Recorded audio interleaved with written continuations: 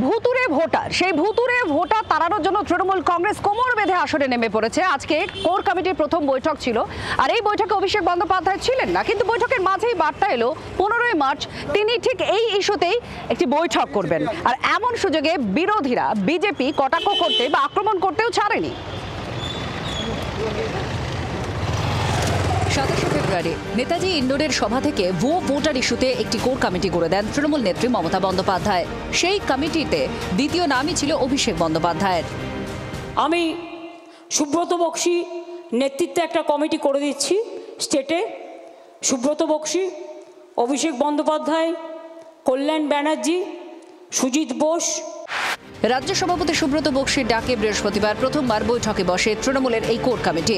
শুরুতেই জানা যায় বৈঠকে থাকছেন না অভিষেক, কিন্তু কেন? শুরু হয় জল্পনা।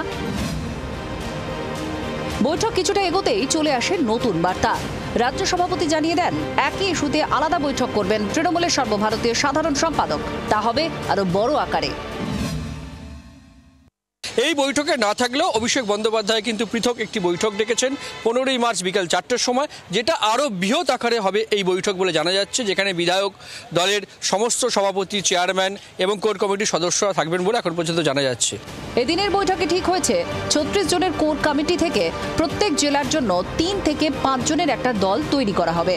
দক্ষিণ 24 পরগনা, যার মধ্যে রয়েছে ডায়মন্ড হারবার লোকসভা কেন্দ্র, সেই জেলার দায়িত্বে থাকছেন অভিষেক বন্দ্যোপাধ্যায়।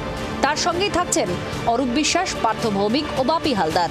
ক্রীড়ামন্ত্রী অরূপ রাজ্য রাজনীতিতে মমতার বিশ্বস্ত সঙ্গী হিসেবেই পরিচিত। এদিন ভুতুরে বৈঠকে অভিষেকের না থাকা নিয়ে কটাক্ষ করতে ছাড়েনি গেরুয়া শিবির।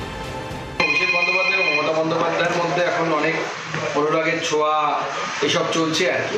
এর আগে আমরা দেখলাম সঞ্জয় বসুকে সরিয়ে দেওয়া হয়েছে সরকারি মামলা থেকে, এরকম নানা বিষয় চলছে। সময় আসুক, আরও অনেক ড্রামা দেখতে পাবেন। সবে ড্রামা শুরু হয়েছে।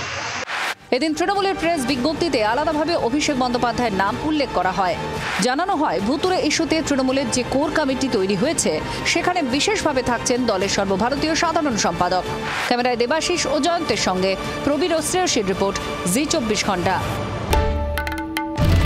বাংলার আওয়াজ, বাঙালির আবেগ, জি 24 ঘন্টা।